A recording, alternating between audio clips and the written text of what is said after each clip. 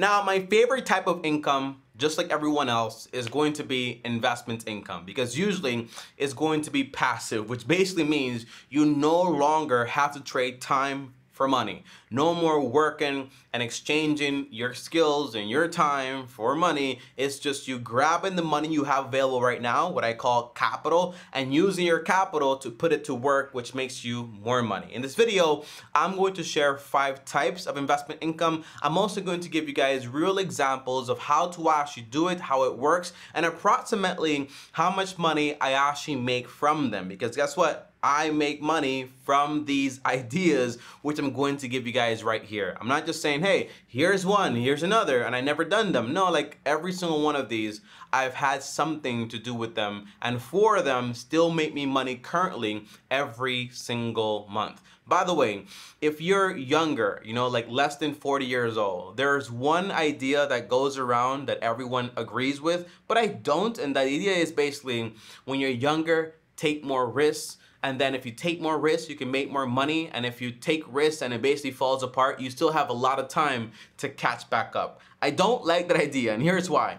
That's for people that basically want to retire like later in life, like around 60 or like 65. And the goal is not to take a risk and get wiped out and then recover by 65. The goal is be responsible, so by the time you hit like, early 30s or like late 20s potentially, you have enough money to where you don't have to work at all or don't have to work as much anymore. That's the overall goal. Now, the very first idea, guys, is going to be this. And before I tell it to you, do me a favor and smash the like button. Now, the very first investment type is going to be interest, making money from interest. Now, what exactly is interest? Interest is money that you make by lending out your capital to someone.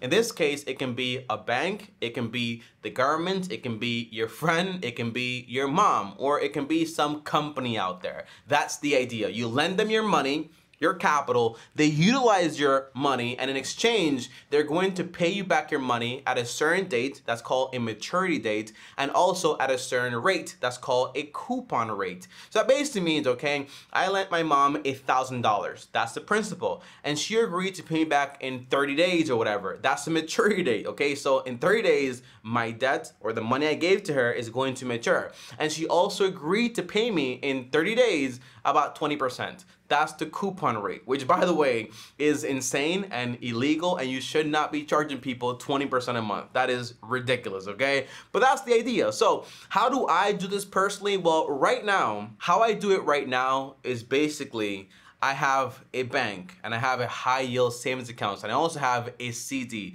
a certificate of deposit. Now, when you put money in a high yield savings account, as you know, you get back a return. And then when you have, for example, the CD, they say, hey, how much are you going to give us? And when do you want the money back? It's going to be locked in. And then here's how much money we're going to pay out, okay? So I have 3 months so far where I actually got money back, and I have the numbers right here, which I'm going to share with you guys, and I'm actually going to put them up right here. But in January, I actually made from my CD, let me pull up the numbers here, I made around $819.85.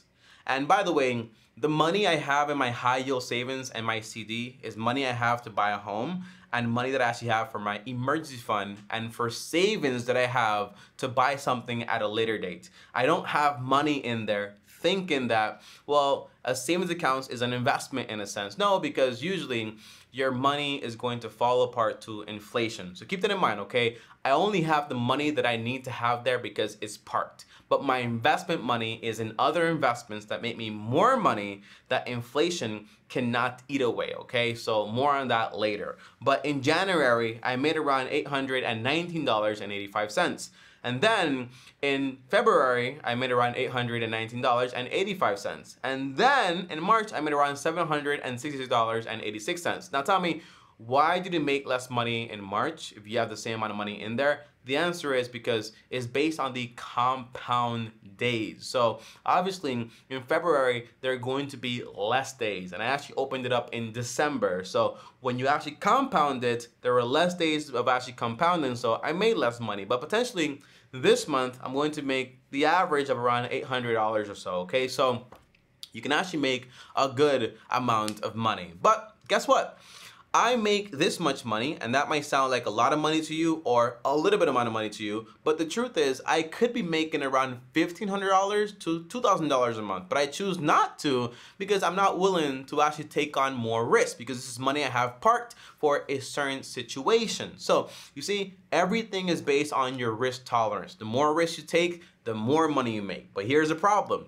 If you take on a lot of risk, your interest is going to be higher. However, there is also a higher probability that you won't get back any of the money you actually lent out. So you have to take that into account. And I did, and that's why I don't do that, okay? By the way, you have some options. You can do it with a bank. You can do it with a CD, you can do it with bonds, you can do it by lending money to someone, or you can do it by, for example, going to Lending Club online and using that platform to lend money out. You know, that's the whole idea. There are a lot of ways to get interest income. Now, number 2, guys, is going to be dividend income.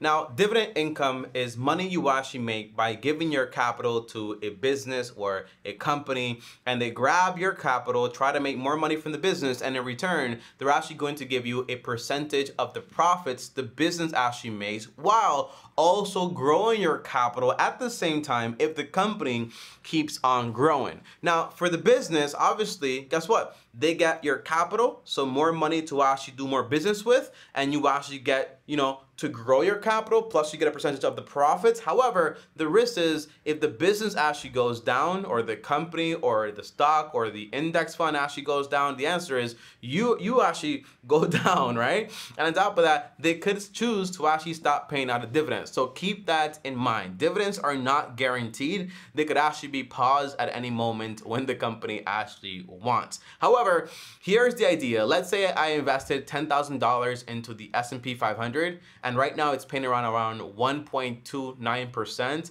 So on average, every single year, I would make around $129. And by the way, dividends are paid out quarterly, depending on the company. Some companies pay out, for example, monthly. That's also a thing, but usually it's going to be quarterly, and that's going to be every 4 months. So in this example, I would only make around $43 every single 4 months or so. You might say, Tommy, that is nothing. That is not a lot of money at all, and you put in $10,000, but the answer is, here are my real numbers. So I'm gonna put it up right here, guys, and last year, I made around $4,586.78 in total dividends, okay? And out of that money, I had qualified dividends around $4,420. So in total, that was around $382.22 every single month or so. I just basically divided it by 12, but obviously I get paid every 4 months, this whole amount of money, okay? So you might say, that's a lot of money or not a lot of money. For me,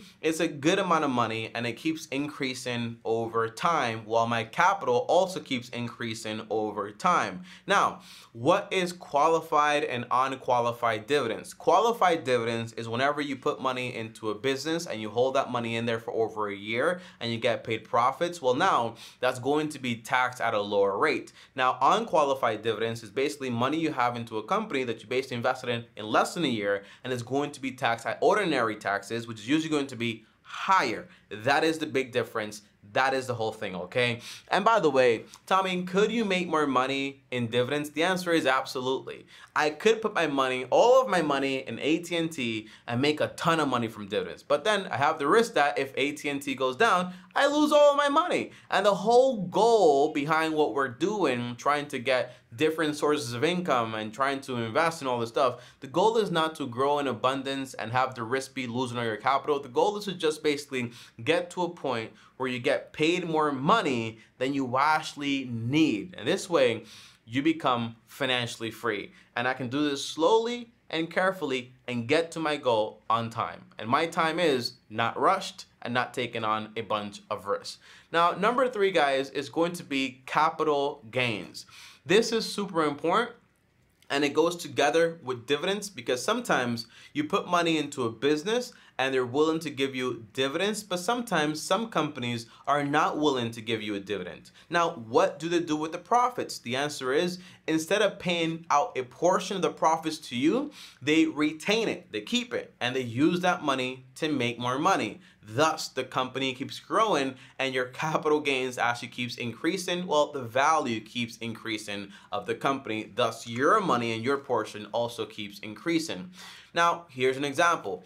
Let's say I put $1,000 into Apple, and Apple went from like up by 20%. Well, that just means I made $200. Isn't that awesome? It is. Let's say I bought a house. By the way, I have $200 of capital gains in that example. Let's say I bought a house next to Trash Boulevard for like $10, okay? Now, all of a sudden, everyone is interested in Trash Boulevard, and it becomes very trendy. Now, my property goes from being worth $10 to now it's worth $1 million. A crazy example, right?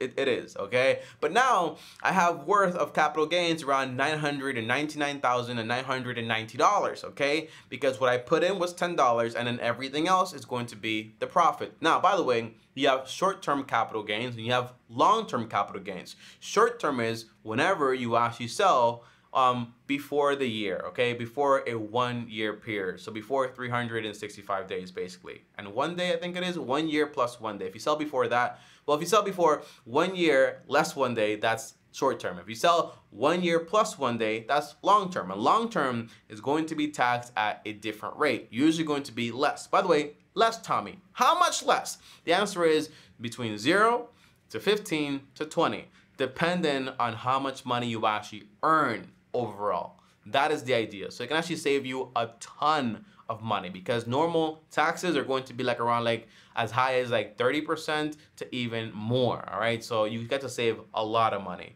Now, Tommy, how do you do this, right? The answer is, well, believe it or not, I only have one investment. And my one investment in the stock market is going to be the S&P 500. That is a Standard & Poor's 500. Those are the 500 largest companies in the United States of America, and that's where I put all of my money. All of my eggs are in that one basket. Now, on average, this basket makes me about 10%. You have other options, by the way. You could put your money into real estate, which makes you around like 5-6%. You could put your money into a business potentially, or into whatever you actually want to put your money into. I choose the stock market. It's a lot better for me and my tolerance and the way I like to invest, which is basically pretty lazy. Now, that basically means that, let's say I can make 10% on my capital every single year. Well, that's wonderful. Now, if I take 10% every single year, my money doesn't really grow because I'm only taking out the profits. However, if I take 5% every single year, that means I leave in a portion of my profits retained, and that money keeps growing and growing and growing while I'm still taking money out. And every single year, I'm able to take more money out. Tommy, what do you mean by that? Well, here's an example. Let's say I have $100, okay? That's my capital, right? And I'm going to take out, well, and I make every single year 10%. That's going to be basically, hey, I have $100 invested. Every single year, it goes up by 10%. So last year, I made basically $10. That's 10% of 100. Now I'm at 110. Now I take, for myself, 5%, right? So that means, hey, I'm going to take 5% of my profits, or half my profits in this case. So I'm going to take $5 for myself. I have left $105 where they basically left in. Next year, I'm going to make another 10%. That basically means I'm going to have now $115 inside, you see? And now my percentage is going to be, multiplied by 0.5%, is going to be $5.75. So every single year, I get to take more money out while my money keeps growing and growing and growing. Now, obviously, not every single year you're going to make the same amount of money. And obviously, not every single year you're actually going to make any money. You know, some years the market is negative. Other years the market is positive. But the overall average is the market always recovers. That's what history shows us. And on average, it makes about 10%, or at least the S&P 500 actually does. That is the overall idea. Now, what is your goal, Tommy, here? My goal is to make about $24,000 by taking 5% of my profits. And if you want to do some quick math, is just multiply what your annual goal is by 20. and then that gives you the exact amount of money you actually need to have invested. So in this case, if I want $24,000 and that's my overall goal, I just need to multiply it by 20. And it says, hey, you need about $480,000. And that's basically it. Now, by the way, if you go to Bloomberg, or if you go to any of these other websites that are financial gurus, they will tell you you need approximately $3 million to actually retire. The answer is you only need that much money if you need to have a ton of stuff, okay? So for example, if you have no debts, well, that's less money you need. If you have a fully funded emergency account, you have more security. If you have, for example, a paid off home, you need a lot less money. And then what you really need in investments is so minimal, because what do you actually need money for? For shelter, that's covered, utilities, groceries, and transportation.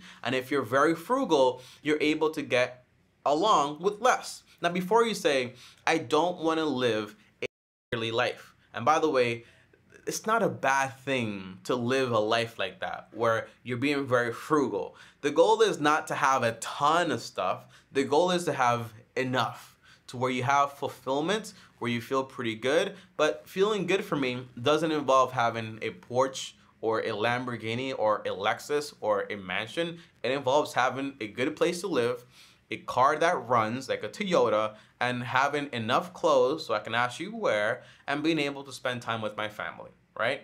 And that's going to be better, because to get to 3 million, you need decades of work. And to get to 400K, you need like a decade worth of work, okay? It's still a lot of time, but you save a ton of time. And then you can spend time on the things you actually want to spend time on, all right?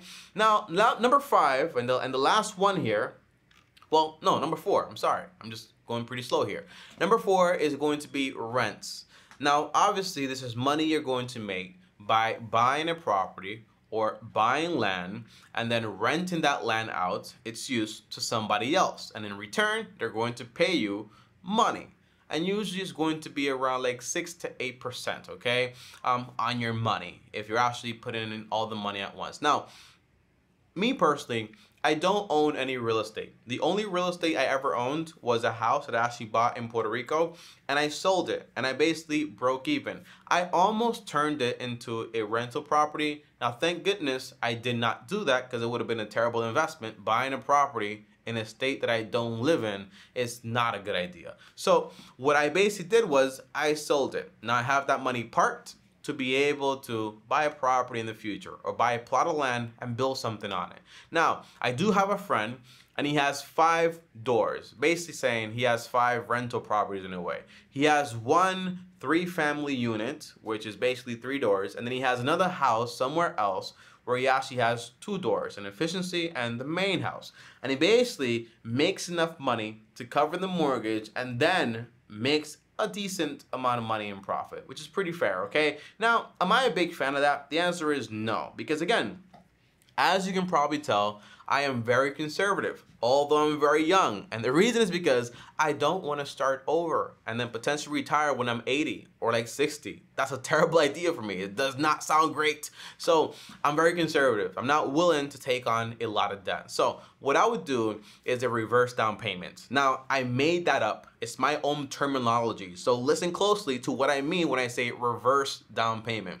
Usually, when people are making investments, they're basically putting down like 20% down, and then they borrow like 80%. What I would do is, if I absolutely need money, I would basically try to save up at least 80% for the down payment and then only borrow 20%. That way my risk is super stupid low. And that way I can pay it off, boom, and then potentially buy another property doing the same idea. Now, guess what? This is super slow, but I'm not in a rush. And on top of that, I'm not trying to make a ton of money from real estate. I'm just trying to diversify. So if I can make $1,000 or $2,000 from real estate while earning about like 8% of my money, that's more than enough. Now, here's some quick math I want to show you guys, okay? Because it's very important. The more money you want, the more work it's going to require. The less money you need and the less money you want, the less work and the more time you're going to have.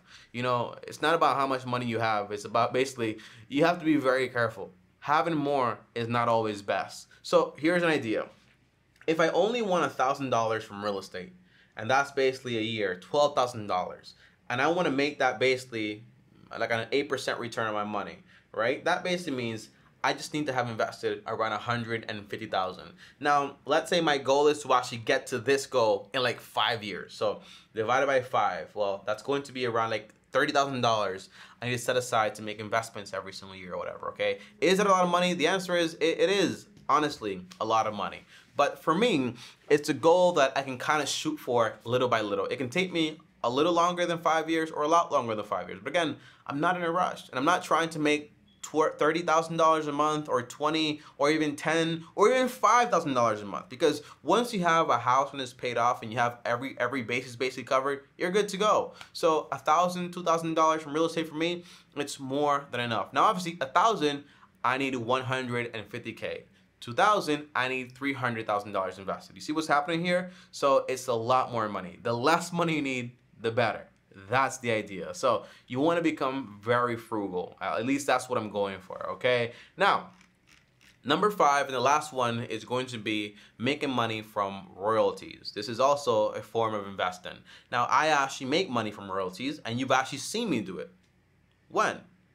Now, this is intellectual property. I created this video, I put it on YouTube, and YouTube is paying me to utilize my content and put ads on it, and they pay me a portion of the ad revenue, and that's basically royalties. However, I also have a book that I have written, and I have not gotten it basically proofread and corrected, so you can't buy it right now, but it's coming pretty soon, I promise, okay? But that's also going to be a form of royalty, God willing. I'm going to be able to basically write this book once and sell it multiple times, at least to 3 people, you know, my mom, my wife, and maybe, for example, someone else, all right?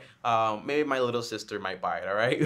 But hopefully it does well, and that's basically royalty income that I can basically make. But guys, I want you, as you leave this video, to consider something. Be very careful with the amount of money you actually want. You want to live a frugal life. The less money you need, the more time you're going to have. Time you cannot exchange, money you can always make more of. On top of that, be very careful with the amount of risks you're willing to take. Just because you're young does not mean you want to take a lot of risks. It's the most stupid idea I ever heard in my life. When I was in college, everyone told me, Tommy, just have a lot of fun when you're young. I never understood that, because why would I use my youth when I have energy, when I have strength, for example?